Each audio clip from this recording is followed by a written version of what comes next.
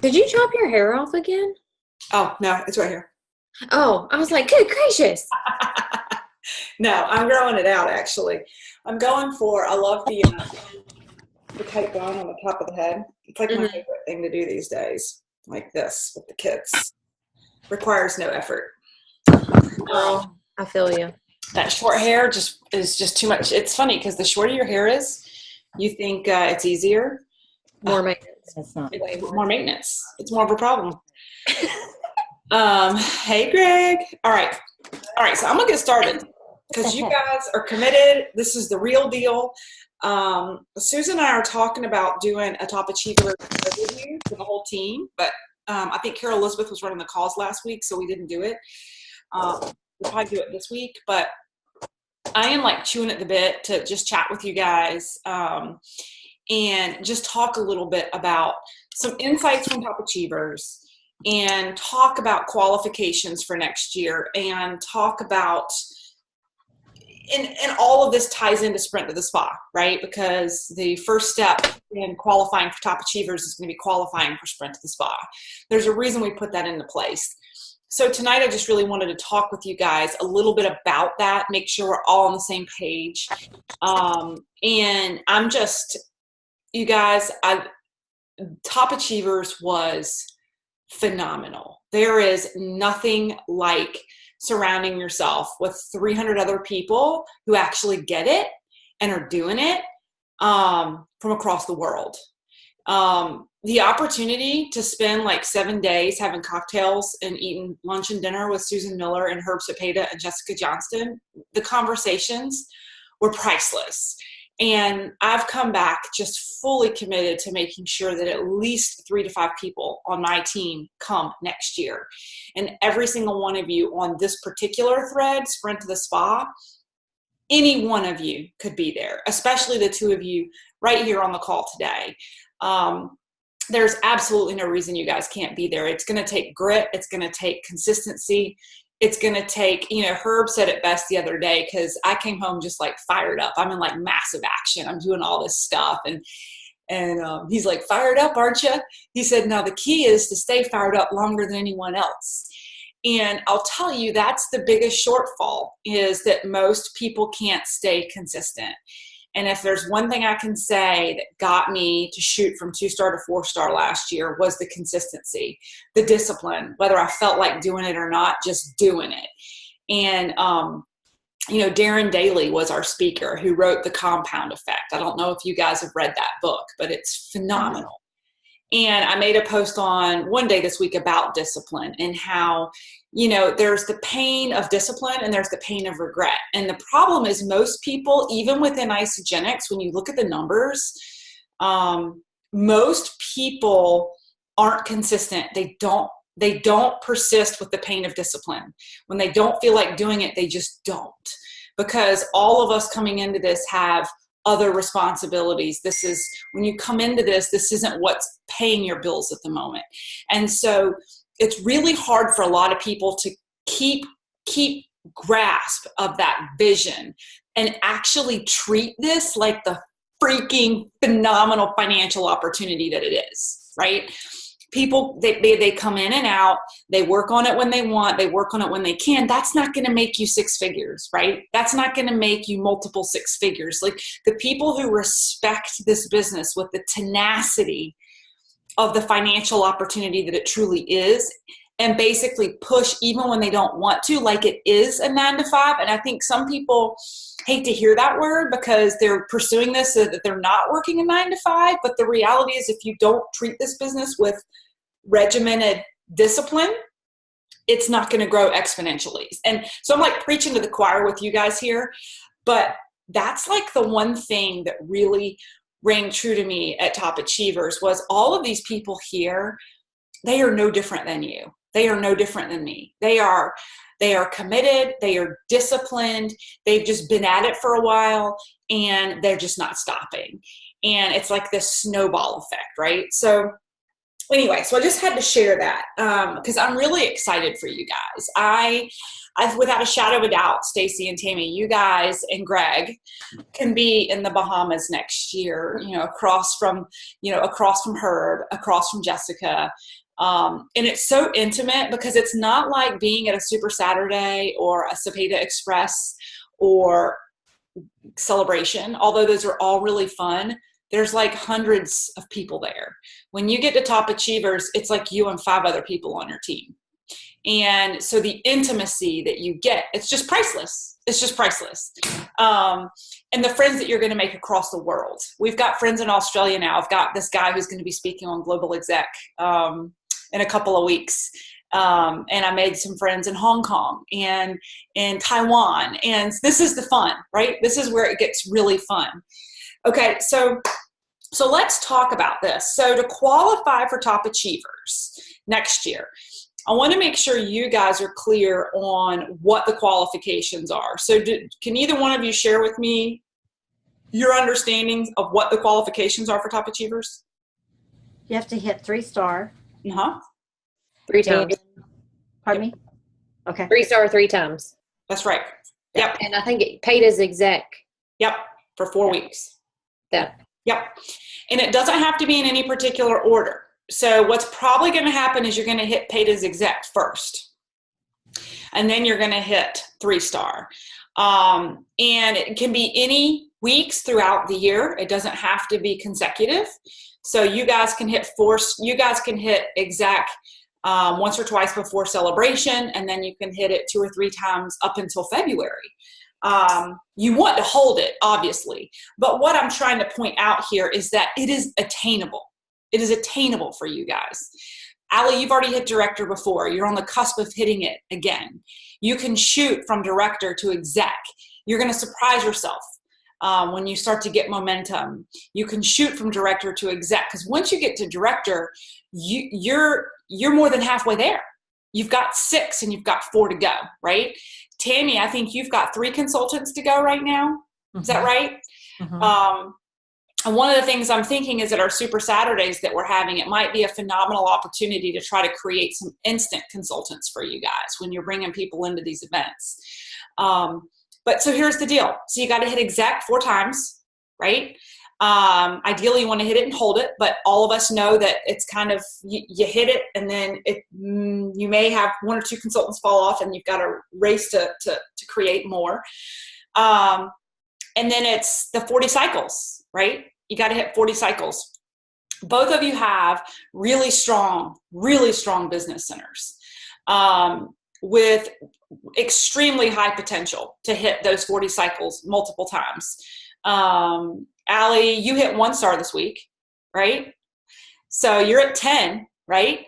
And if you go from, what do you have, 3 consultants right now? 4, right? So think about 3 halves. doesn't that just like drive you crazy? So just think about the momentum you're going to get with your team as you start to create those consultants, right? You can surprise yourself. And Tammy, you're cycling like anywhere from like 7 to 10 times a week, aren't you? Yes. Yes. Yeah. So, go ahead. What were you going to say? Yeah. I just got to get it above 10. Yeah. Gosh. Yep. So, and part of that's going to be raising. So this is your challenge. You guys have risen into a new level, right? So Jessica used to tell me this all the time. There's these like different levels of leadership, right? Your first level of leadership is introducing the products to 2 people and showing them how to introduce it to 2 people. You really become a leader when you share the product and teach others how to share the product. But where you guys are today, where your business centers are going to grow exponentially is really coaching others on how to duplicate what you're doing. And you guys are starting to identify that. So each of you has identified some runners on your team, some people who are coachable, people who are engaged, people that are doing what they say they're interested and they're actually following through with what you're telling them to do. What I would suggest is that, there's only so many hours in a day. You guys have a lot on your plate. If you've got to pick and choose your time and where you're committing it, I would make sure you stay close to these people. Make sure they feel supported. One of the things I've been doing a lot of lately is digging into my back office and finding where people are losing consultants. Is it raining outside? A lot of new folks don't really understand how consultants can fall off for them. So like Jen Bartram's a good example for Tammy, although I think she's aware. I run into this with some of my own personally created consultants this past week. It's really good practice to go into your back office on Monday mornings. This is what I do, and look to see with my team, where they are with consultants. And if they've fallen off, I'll reach out to folks and let them know. Especially new people, because they just don't know. I've got a new girl who's a consultant and she fell off. And also it helps me hold exec status, right? Just like it helps you guys hold director and exec status. And so it's a good habit to get in. So this is just kind of a next level leadership coaching for you guys. It's a good habit to get in on Monday mornings, to get into your back office, look at those folks that you're staying close to, those consultants that you've created, and click on the pin on them or the little plus and see who's under them and see what's going on. Because if there's another thing I really learned in Top Achievers this week, they had some leaders come on stage and just talk about what was working for them. And one of the things that they pointed out is that as leaders within Isagenix, it is our job to know our team's business. And I used to not be that way. Part of it was because I was managing a full-time job and I was doing this, but also in my full-time job, I was kind of a hands-off manager. And so I've always felt like, people can handle this on their own. Well, the reality is none of them have ever done this before.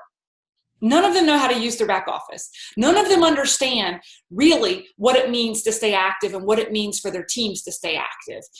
And so I'm finally taking onus that it is our responsibility. It is my responsibility to own this business, get into my back office, and coach my people.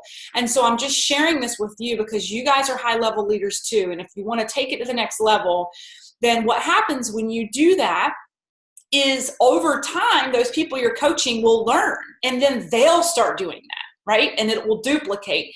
They won't be children forever, but once you coach them, they'll be aware. And that's also where you begin to create permanent consultants, because they'll never drop again once you teach them. Does that make sense? That.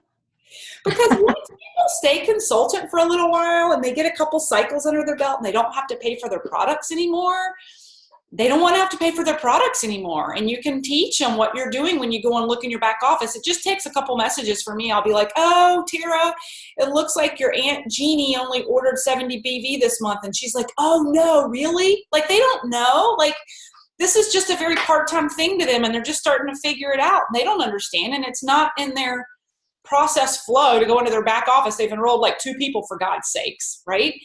But you guys have large businesses. You're business owners. So go in there and check it out. Let them know. And so now she knows. She's like, oh, how did you know that? Took a screenshot in the back office, sent it to her. She's like, well, what does that mean? And I'm like, well, she's only 30 BV from being active and accumulating business volume so that she can ultimately, cash that out when she shares with other people. So anyway, my point is you're going to have to micromanage some people for a little while. And I used to not do it because I felt like it wasn't my job. And now I'm realizing it really is my job. And you don't have to micromanage for long before people know how to do it themselves, if they care. If you're having to do it every month and drag them through the sand, then you can stop. Does that make sense? Mm-hmm. Okay. So, Sprint to the Spa qualifications. So you guys got a couple more weeks. What's the deadline? I said July 8th, I think. Is that a Monday? Let's look. Yeah, it's a Monday. Because Okay. we come back from Aruba July 1st. Okay. It's a Sunday. All right. So if I were you, Allie, I'd seal the deal before you go off to Aruba. Then that way you could celebrate. Girl, I'm trying to seal the deal this week. Yes. Let's be honest. So July 8th is the deadline for Sprint to the Spa. So here's the thing. The reason I'm focusing on leaders or the top achievers and Sprint to the Spa is because the reality is the pace of our team is set by the pace of the leaders. and you guys are the leaders, those of you on this thread, including the other folks who are also on this thread, you guys are the pace. So as you guys rank advance and you qualify for Sprint the Spa, as you roll into celebration as paid as exec, you're going to create some FOMO, right? Your team catches that hype. And so I really want you guys to not only want this rank advancement for you, but I want you to want it for creating the culture of the team, creating that urgency and that necessity to get to the next level. Because I guarantee you, if you start humming and moving, they are too. Because when they see their leader in action, they want to stay with you. They want to join you. It's infectious, right? I mean, it's like, and it's the same on every level. Like I saw Carol Elizabeth had 7-star last week, and I'm like, son of a bitch, I got to get moving. It's the way it works, right? And so how do we do that, right? So how do we set the pace? How do we create urgency? It's one thing for me to say, you got to rank advance. You got to rank advance. It's like, okay, well, how, Melissa? Like I'm spinning my wheels. I'm out there trying, and it's, so the one thing, I've already hit on is really digging in your back office and making sure you're preserving the consultants that you have, and not letting them fall off. But better yet, create managers out of your consultants. I know that that sounds demanding, but the reality is, the more managers you have on your team, when people crumble from manager, they're still consultant. Does that make sense? Mm-hmm. And so the more you can hype up people who are consultants to be like, look, you just shared with 2 people and now you're getting a cycle or 2 a month. Don't you think your 2 friends that you introduced to this would like the same eat for free program, right? So it's that simplicity and duplication and making time to have those conversations. But the other piece that I'm really getting my grassroots back into is the recruitment piece. Recruit. As we begin to create teams of critical mass, and you guys both have good critical mass, you've got some people interested in the business, you've got people who need coaching, you can very quickly shift from recruitment mode to manager mode and almost slow down on your recruitment and be spending too much time coaching people and dragging some people through the sand that aren't going to want to do it anyway, and you're doing it for them. Yeah. When you need to pull back the brakes and remember what got you where you are. And that's recruitment. We have to lead, but it's a fair balance on recruitment. And I am guilty as charged, which is why I made a post a couple weeks ago about going back into the recruitment phase. I've blocked out, if you could see my calendar now, I've blocked out significant amounts of time to do nothing but recruit. Because the reality is fresh blood creates urgency and hype too. If you were at the event, at the Cepeda event last December, I think, or November, you guys were both there. I know Allie was. Tammy, you may or may not have been there. But Herb talked about the new recruits in baseball season and how, the seasoned vets are out there. They're kind of lazy. They're not happy about spring. I forgot what the terminology is. Greg, maybe you can help me. But, when they're just practicing. Yeah. And, the vets are out there just like laughing at the newbies, and the newbies are like so excited just to be on the field, right? But these new people that you're recruiting in, and Allie, you're getting this, right? You've got some new folks fairly recently that you've recruited, and they're kicking tail and they're taking names.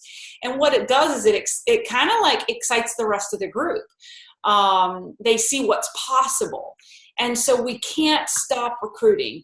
And so one of the things I've committed for myself, and I'd love to see you guys commit to this, and you're probably already doing it, I don't let a single day go by anymore without at least connecting or trying to attempt to recruit one person. Just one. I think sometimes we can paralyze or overwhelm ourselves with saying, okay, 5 connections a day. But then there's a day or 2 that go by that you're like, oh, I just don't have time to do those 5, right? So I'm like, if you can recruit, and that's either through Facebook Messenger, through a text message, through a phone call, through a discussion with a neighbor, it can be anywhere. But if you make it a daily process to recruit, You create a funnel effect that has a nice timed conveyor belt. And what I mean by that is if every day you make a point to, it's like brushing your teeth, you're not going to experience the dry spells as much, because dry spells many times happen because of infrequency in our recruitment, right? So like, it's like you don't recruit for a couple of weeks and then you just focus on it nonstop for a couple of days. And then you don't recruit for a couple of weeks and then you focus on it nonstop. And so when you do that, you're going to see peaks and valleys in your recruitment, because you're in coaching mode versus recruiting mode, and then coaching mode versus recruiting mode. Recruitment is the lifeblood of this business. We are networkers. The reality is it's a numbers game. So when you find the right people, you found the right people. You're not going to have to drag them through the sand. The people you're having to drag through the sand are not the right people, right? So the more people we recruit, the more likely you're going to end up finding somebody and being like, praise Jesus, where'd she come from, right? So Tammy, you had that experience with Jen, right? Like, you know, Tammy's like, I've been recruiting people like crazy, and finally I have this woman that like gets it. It's a numbers game. So we can never stop recruiting. So can I get y'all's commitment to not let a day go by without making some conversation that's a movement towards bringing someone into this business, no matter what it is. You know, yesterday I was at Discovery Place with my daughter. I'll give you an example, and my son. And this woman was having a horrible bout of Crohn's, like in the bathroom. And somebody was trying to give her some tissues, and she's like, and she just told everybody in the bathroom, I'm sorry, I've got Crohn's. I've dealt with this my entire life. I'm a nurse. I'm a pediatric nurse. I'm okay. I wasn't going to recruit her and talk to a prospector right there on the toilet. But what happened was a couple minutes later, she came out, and her kids were across from my kids, and we were having lunch and just having pleasantries. And then we got into the elevator, and I thought about it. In my mind, I thought, this woman needs this, but I don't know how to like jump into the conversation without being like, well, I just witnessed you crapping your brains out. I'd love to help you. Right? But I committed to myself that before I left Discovery Place, this was a blessing this woman needed. She needed it. And so God just put us in the elevator together at the same time leaving, and she was having an episode again, and her mother was there too. And when we got out of the elevator, I handed my business card to the mother, and I had a really pleasant conversation with her. And I said, look, I don't know, if this is for your daughter or not, and I just gave her a spiel about what I do and the success we've had with Crohn's. And I gave her my business card. Her mother's eyes just lit up, and we had a good conversation. But my point is, because I've made a mental commitment that I'm going to connect daily, in Discovery Place yesterday, I was telling myself, this is your opportunity to connect. I have to check that box today, and it is right in front of me. Now, it's not always going to be right in front of you. Today, there was no one in front of me. I was in the house. So while the baby was napping, I spent 15 minutes on LinkedIn, prospecting, sending messages. I'm going to do that every day in some venue. So I ask you guys to do the same, and you're going to create a funnel without having a dry spell. All of a sudden you'll be like, oh, these enrollments are just falling in my lap. They're not falling in your lap. You're being consistent in recruiting. Okay. So speaking of, so this is what I wanted to land on, because I know it's 9:00. I am going to start hosting a virtual event every month. You guys saw my post, right? I want you to mark your calendars. I don't know how you use, if you have an electronic calendar or paper calendar. Either way, you guys are leaders. Mark your calendars. It's going to be the second Wednesday of every month. So like on my Google Calendar, I just put recurring second Wednesday of every month. Have it in your calendar. The pace of the team is set by the leaders, right? So what I'm looking for from you guys is massive hype and massive recruitment for this event on Wednesday, because these new people that you're bringing in, they're lost. They're excited about the program, and all these people we've recruited, including you guys that are super busy and want to funnel in prospects. having this virtual event once a month is going to allow people to funnel their network in to take a look. It's also going to allow all of your team to have a reason to connect with people. So for people who just feel they want the business, but they just don't know how to connect. I know Heather Fry seems like she's a little apprehensive about just the communicative part of this business and really like what to say, even though she's phenomenal. Having these virtual events once a month is great because, for instance, Tammy, Heather's got a great network. So Heather could just ask her people within her network to come to the virtual event. And then it gives her a reason to message someone or to reach out to them. Do you know what I'm saying? Yes. Because sometimes I think people, the hardest step is the first step and just connecting. So these new people that you're recruiting, so what I ask for you guys, like Monday through Wednesday, the second week of each month, make it a huge focus to not only recruit, but to message all your people and remind them to be recruiting. That this is a free opportunity to have a product and opportunity overview. And it really, it gives people a reason to connect. It gives people a reason to recruit. Renee and I were talking about it earlier today, and I was looking back and thinking, why was my team so successful last year in recruiting? I truly believe it was our virtual events. We did them once a month, and it gave people a reason to take action, okay? So if for any other reason, if you hype this up with your team, it's going to get some of your people reaching out and connecting and recruiting for 2 or 3 days when they wouldn't have otherwise because they had no reason to or didn't know what to do or say. Does that make sense? Yeah. Okay. Absolutely. Yeah. And so I'm going to actually, after I get off the phone with you guys, I'm going to post the actual launch event, like a circular thing, a photo and the link and everything so that everybody can start sending them out to prospects.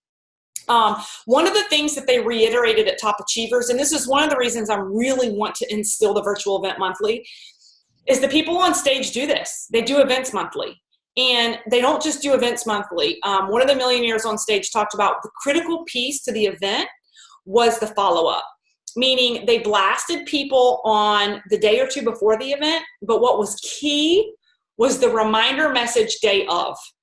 And that takes planning, so, blocking out in your calendar 30 minutes to an hour, the second Wednesday of every month, to remind folks that you've messaged earlier in the week. People forget. People get busy. If Amanda Ham hadn't reminded me for a second and third time about a virtual event, I never would have joined it because I was too busy. It just popped up on my phone. I'd gotten the babies to bed, and I thought, well, what the heck? I might as well listen.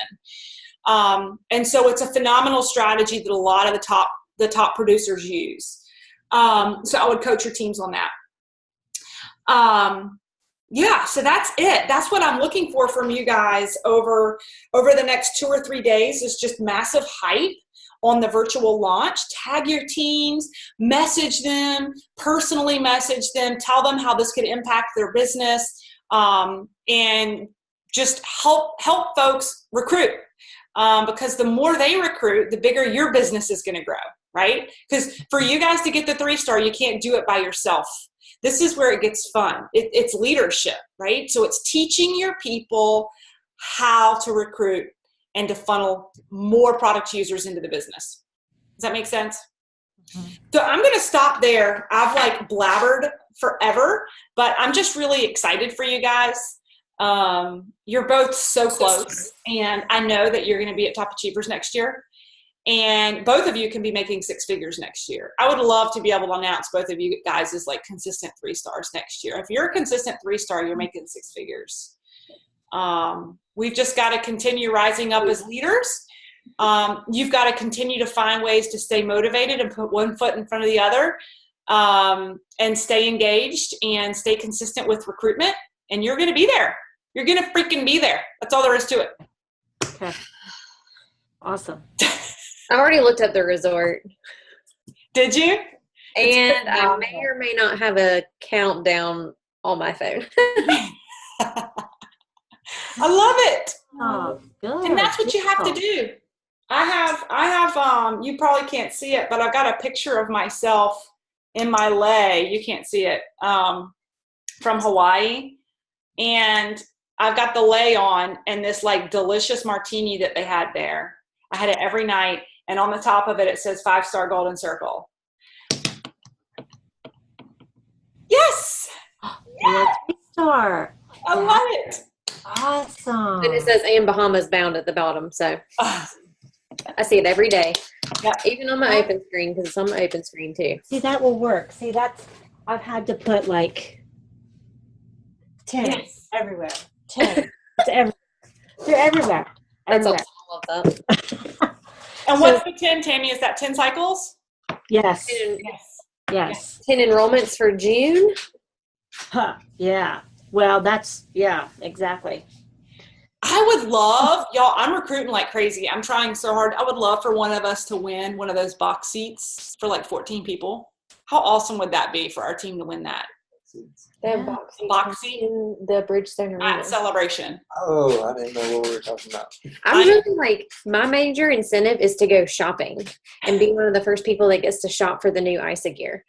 I'd love a free hotel. I would probably gift it to Yeah. somebody brand new who's like totally, you know, and interested in the business.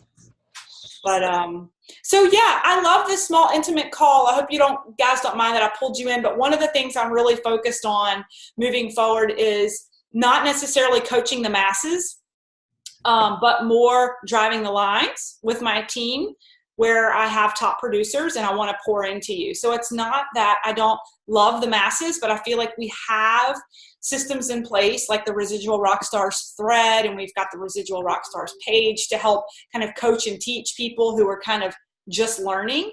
But this like one-on-one, one-on-two, one-on-three coachings with you guys it's more of kind of high-level leadership and what can I do to help get you guys to the next level, but also you know, for me to just to drive you, you know, I instill belief in you guys because I know you've got it in you.